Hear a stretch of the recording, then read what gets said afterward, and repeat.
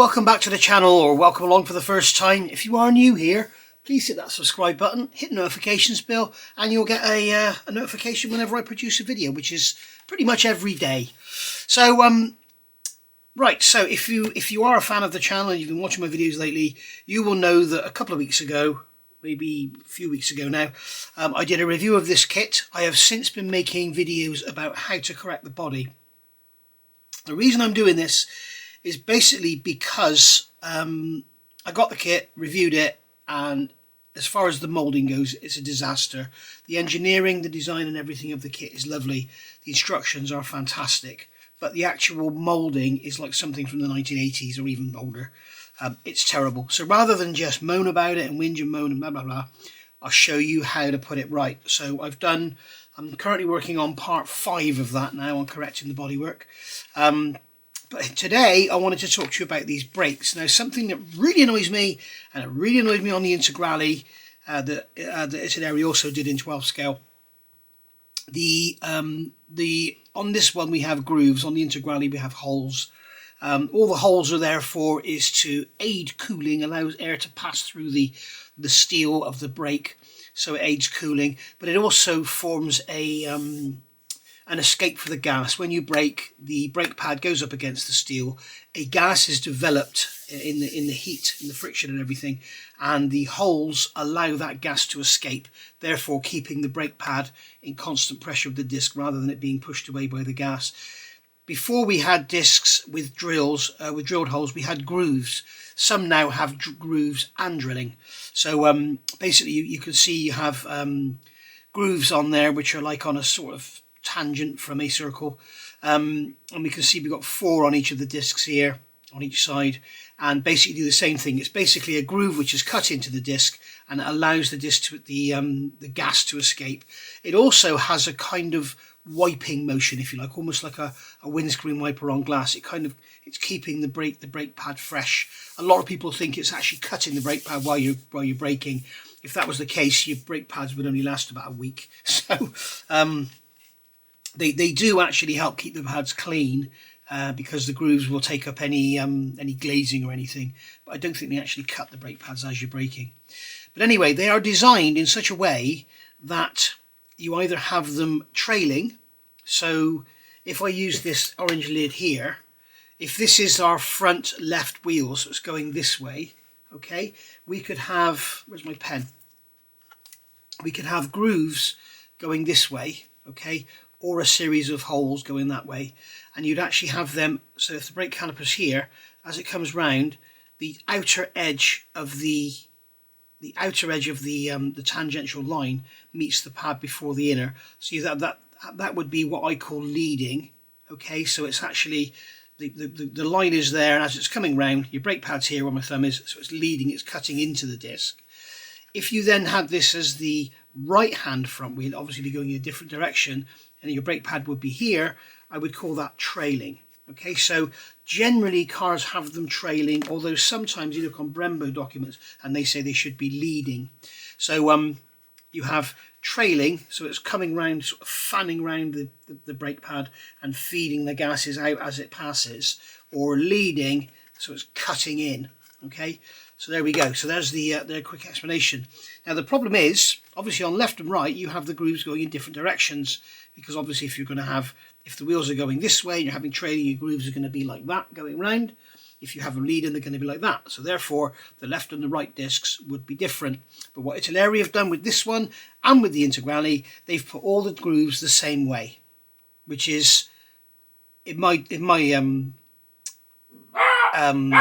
opinion. Okay, so she's had a barking fit then. So basically, yeah, they've got it wrong. They should have the discs, they should be opposites. So they've got them all here. You can see on the inner side, all the discs, they're all pointing anti-clockwise, and on the outers they're all pointing clockwise. So sorry about the dog barking. She's a puppy and she doesn't understand. Shut up. So anyway, so when you come to assemble the brakes in the instructions, I should have put a marker in there, shouldn't I? So you assemble the brakes like so, and they're all the same. Okay. Now you will notice that in the instructions, the guy that did the instructions knows what he's doing, because he knows that the brakes on opposite sides should be different. And you can see here, they're going that way, and here they're going that way. So they're actually drawn correct, but they've made them wrong. And as you can see, they simply fit together. So I've got some parts here. Now I've stripped these of their plating, all right, and I've actually made another video, which you may have seen by the time you see this or not, I'm not sure, to actually, because I found that when I stripped them with the bleach, it left like a clear gloss on them, which was obviously a base for the chrome to stick to. So I tried cleaning it up with oven cleaner and it didn't work. So I ended up using a leveling thinners. But there's a video all about that coming your way if you haven't already seen it. So basically, yeah, you've got two parts. You've got an inner and outer, all right, and you've got two holes, two pins on there and one there. You've got two holes in there and one there, and basically they go together like so. So all your pins are lined up, and that makes sure the grooves on the outside are lined up. Now I've glued these together already, and the way I did it, I got 4 pegs, clamped them and glued around the outside so the actual disc is held together. Okay, so you've got like a solid vein rather than having a gap, because as you can see there, if you don't clamp it, you've got quite a little gap there. All right, so make sure they're sort of radially lined up, because they have movement in them in all directions, so make sure they're pretty good. Now something I would suggest with all disc brakes, if you want to make them look nice, is to take a Sharpie and go around the disc on the inside and the outside. Just make some lines or dots or whatever.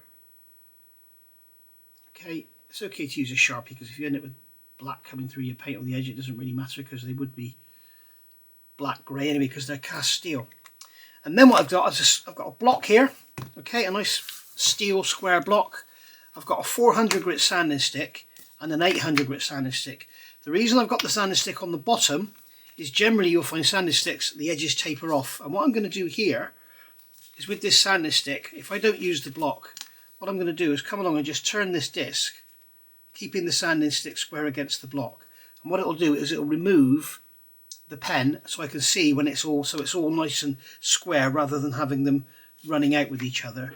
But the problem is with sanding sticks, they often taper off. So if I do it just like that on the bench, okay, then I might not be getting the bottom edge. So I'm just going to raise it up. You can use a block of wood or anything, something flat. I'm just using an 800 grit sanding stick because it's handy, and I'm just going to go round and just literally sand around the edge of the disc. And as you can see here, we're taking the ink away from the top, from the front if you like here, but not the back. Here we're taking it away from the back and the front. So basically we're just going to come around and just keep doing that until we've got no ink left showing anywhere. Listen to that dog trying to bark. She's a 4-month-old, in case you don't know my channel. She's a 4-month-old fox terrier, wire hair, and her name's Dottie, and she's bloody gorgeous. And I've got a big 6-foot tall window on my landing, and she likes to stand on the landing and bark at the neighbours behind, just because they're watching TV, or they might be cutting their lawn, any of those really offensive things that people do. Okay, so there we go. So that's pretty much there. We've got a little bit to do there.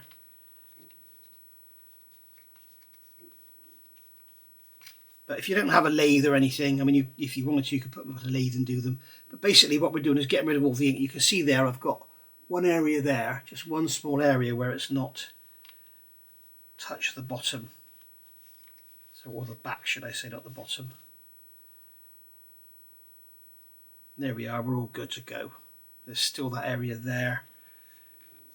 But that's all we do, just keep going like that until they're all nicely sanded up. I'll get the other one done and I'll come straight back. Okay, so there we go. So they're glued together, the glue's nice and dry, and they're all sanded. The other thing I've done is gone over the back. I've got my 800 grit stick.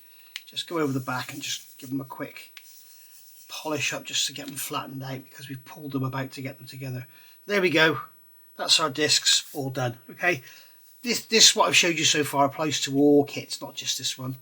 And if you are using chrome plated discs, you really want to be stripping them anyway. But generally for chrome plating, I have always used oven cleaner and not had any problems, but with this one it didn't like it. So maybe there's been some changes to the law, regarding these dots are up there.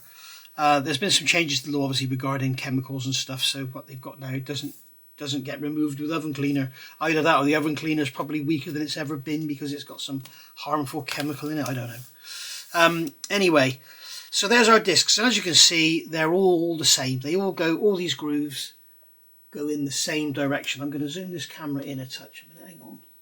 Get you a bit closer. There we go. So you can see all those grooves are all going in the same direction. If you can see them there. Without the light, maybe better. There we go. You can see they're all in the same direction. All of them. All four of them. They're all the same. So how are we going to correct it? Now, you don't really need to worry about it because you're not really going to see it through the wheels. But if you're fussy and you want to get it sorted, then what we need to do is move that hub back there. All right. First thing I'm going to do is take my digital caliper. I'm going to measure the thickness, 7.63. Where's the other glued together one? And that one's 7.58. Okay, so we're going for roughly 7.6. Where's these ones that are unglued? 7.63.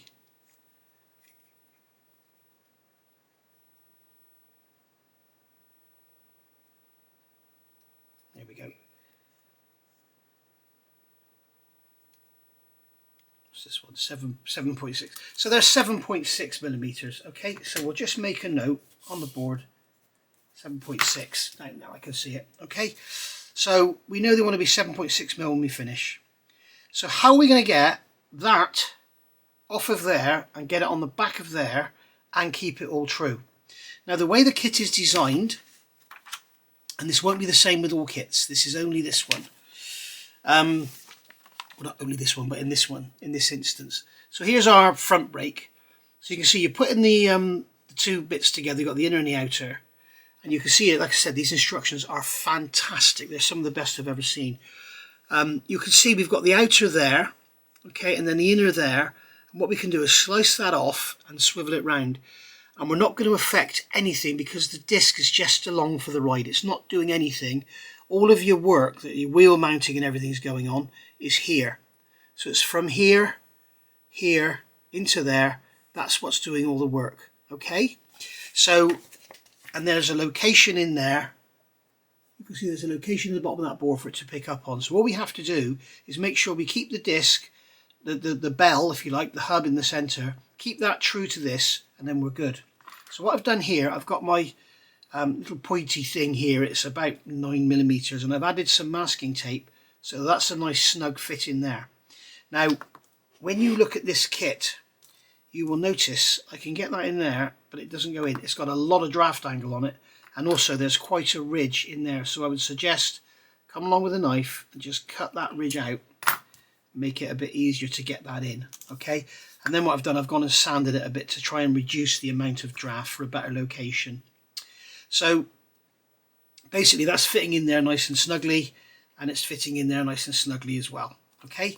So now what we're going to do is remove this hub. We're going to remove the hub from the actual disc itself. So how are we going to do that? Right, first things first, I am going to mark, I don't think this is really important, but I'm just going to put a line on there, and I'm going to put a line on there. All right, and I think what I'll do is put a line on there and just leave one line on that one, then I'll know which came from which.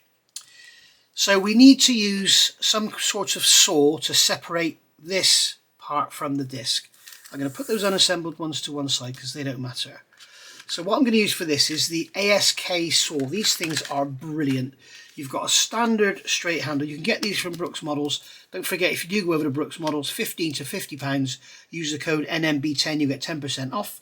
Over £50, use the code NMB20, you get 20% off.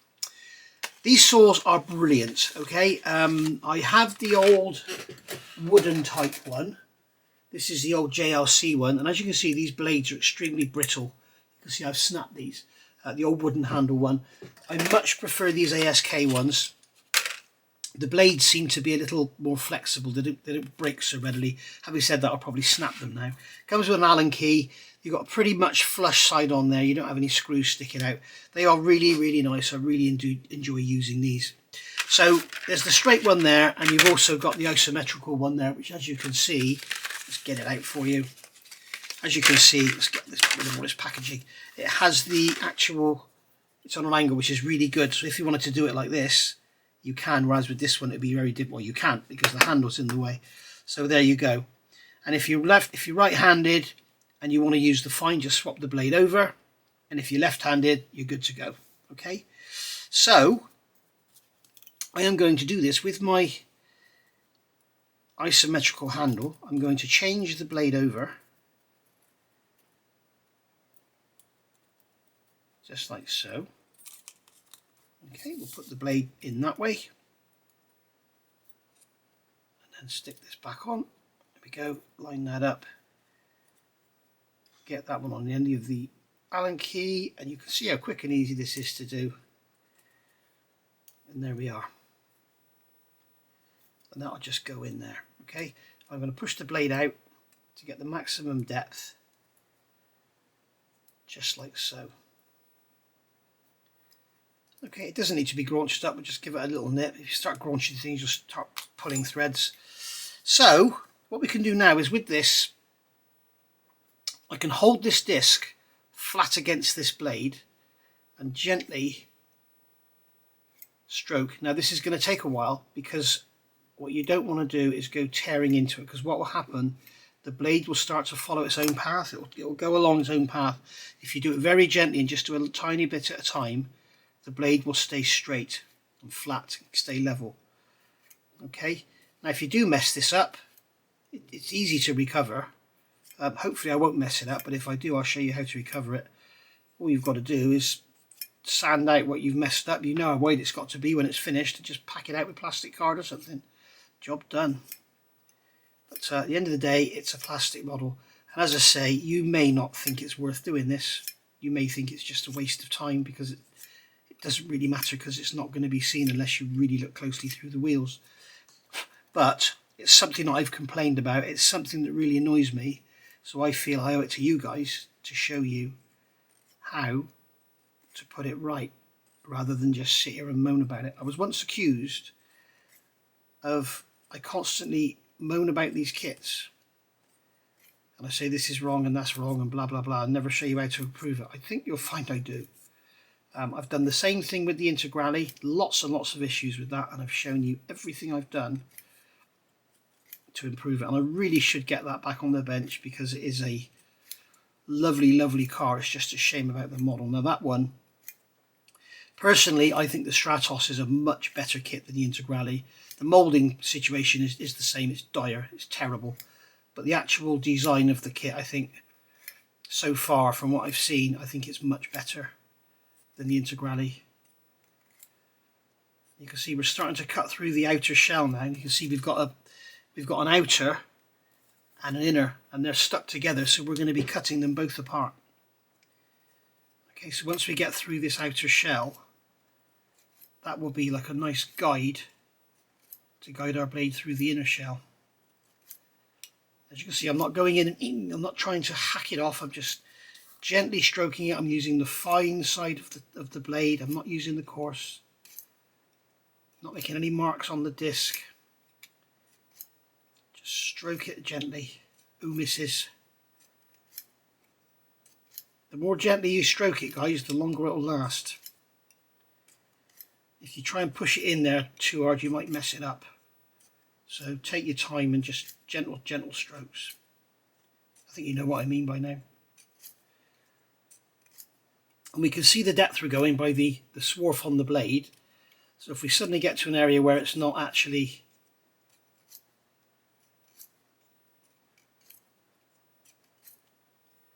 reaching that depth, then we know that we're not through. So we're through the outer shell now, and we're starting on the inner shell. All right. Now I need to make that line a bit deeper. I haven't made that line deep enough. I'll do the same on this one. We've got the 2 lines on this one, haven't we? Oh, this one's got the 2 lines, sorry. I just want to sort of get it, in fact I'm going to put 3 lines on it to make sure I don't get it 180 degrees out. So we're now into the centre part.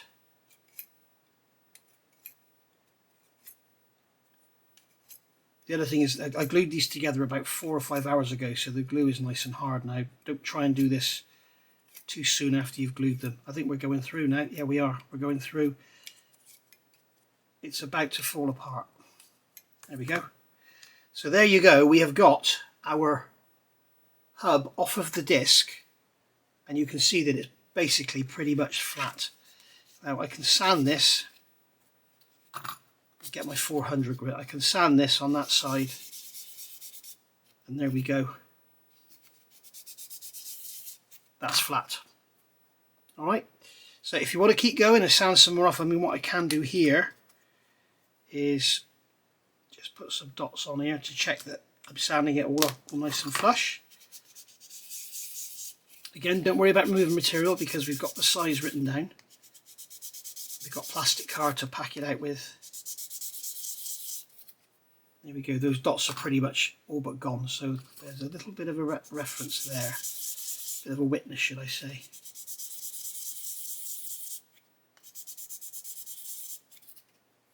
So there we go.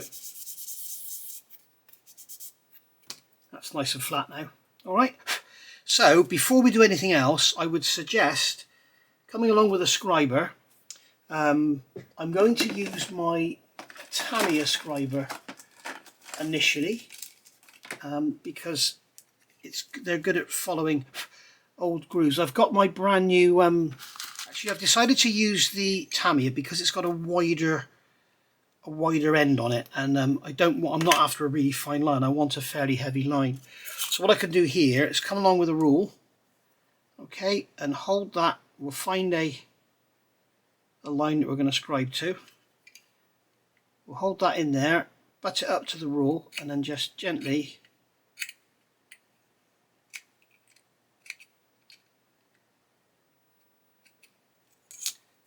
pull that groove through there. So we've got the groove now going all the way through. So we just repeat that on all 4 of them, and then we'll have the identical sides then. Alright, so something I have just noticed I didn't think about. This part here that we've cut off is part of this side. So there's actually a join there, so we need to get some super glue or something in there and then sand that out. We'll do that afterwards, and then we can rescribe those lines, because I find there's a little bit of a step there, but it's because of course it's 2 separate parts. It's not one piece. So what we need to do is put the hat back on this side, if you like. We'll call it the bell, but it's not. It's part of a cast disc, and then measure the thickness. And as we can see, it is 7.42. Okay, so I know these blades are about 0.15, they're about 1/6 thou thick. So we've lost a little bit more than that from sanding on the back. So what I've done here, previously off camera, I've made these little discs, and these are made from 10 thou plastic card. So I can put these on here, put this on here and line it up, okay? And I can use my little tape guide to line it up. All right, and the other thing I'm going to do quickly actually is just give this a very quick sand, just in case it's got a bit of a taper or something, because remember this is also 2 parts. You've got the inner and the outer. So we'll just give that a quick sand. Quick sand, yeah. And then what I'm going to do with some extra thin quick setting, I'm just going to put a couple of drops on the outside just to sort of tack it in place, push it down. And then we can use our little tool to line it up, because the bore needs to line up nicely. And then drop a quick setting around there, just push that up. And I'm only using the quick setting for speed.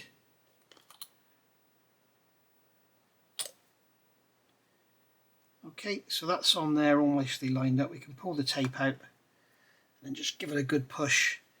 And then we can put some glue around the inside, because remember the inside and the outside are 2 separate parts.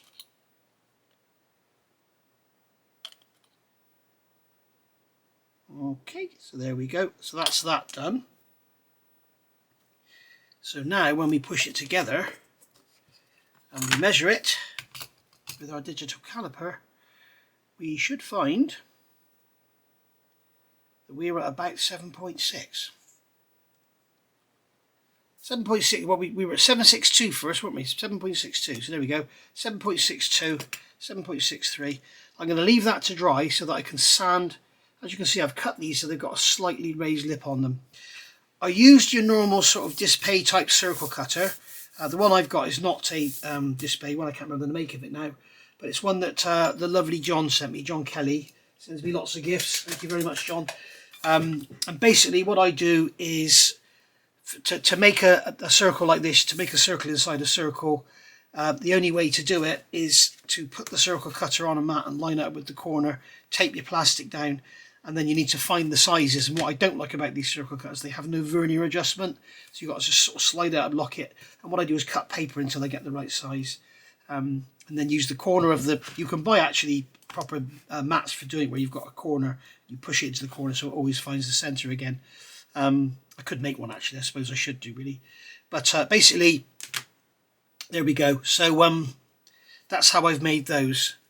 Alright, so it's the inside that matters, so it's the inside we want lined up, and that's lined up lovely on there.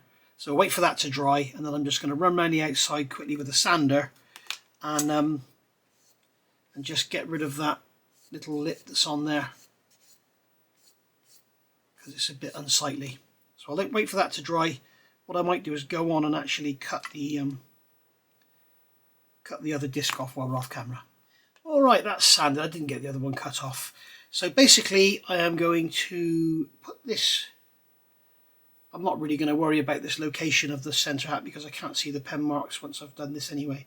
So I push the disc down onto there, I've pushed the hat onto there, and I can pull the two together like so, okay, and then just drop of extra thin. I'm going to run round, let it capillary in. Okay, and then just push them together, just like so, and that just tack it in place, and you can see the beauty of this tool. And now what we've got, without too much work, we've actually got correct disc brakes with the grooves. Let's turn the light off for you. We've now got correct disc brakes with the grooves left and right handed, as you can see there. Alright, so as you can maybe not see there, but there we go. Okay, so that's that. So what we'll do now is, now that's pretty dry, we'll pull the pen out, the knife, and then we'll run around the inside with our cement, plenty in there. Okay, and that's it. Now, as I say, all that matters is the centre. The disc is just along for the ride, so don't worry about the strength of this joint. All that matters is that hub. So if the disc is not perfectly centred, if there's any issues, it doesn't matter. It's all about the centre. It's all about this part here and the wheel bearing part going in there. So one final quick check with the pen, with the knife, should I say. Just make sure it's all nicely centred. There we go. So that is how I go about doing that. And we can check here to see that they are the same depth. And just do one more final check wherever I put my digital caliper. One more quick check there. 7.64, 7.65. So what I can do now is take this other one here and put a weight on there and let that dry. So there we are, guys. So hopefully you enjoyed that. Hopefully you got something from it. But that's how I go about. So not only do I moan and grumble about all this stuff, I show you how I put it right. And you can have a go as well if you want to. There we go. Thank you for watching. Bye for now.